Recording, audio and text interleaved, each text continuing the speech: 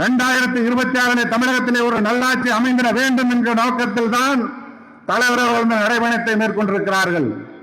ஆனால் திராவிட முன்னேற்ற கழகமோ மீண்டும் தமிழகத்தில் நாங்கள் தான் ஆள்வோம் என்று கொக்கரித்துக் கொண்டிருக்கிறார்கள்.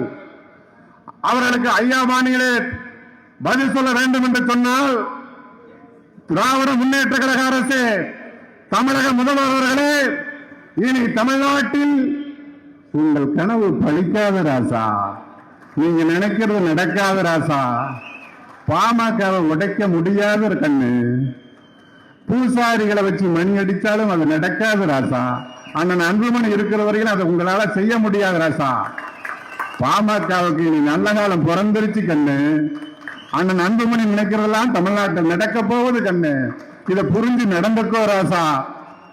தமிழகத்தில் 2026 நல்லாட்சி அமைக்கிற திட்டமில் அடித்தளம் இருக்கிற தலைவர் அவர்களே, உங்களது லட்சியம் நிச்சயம் வெல்லும்.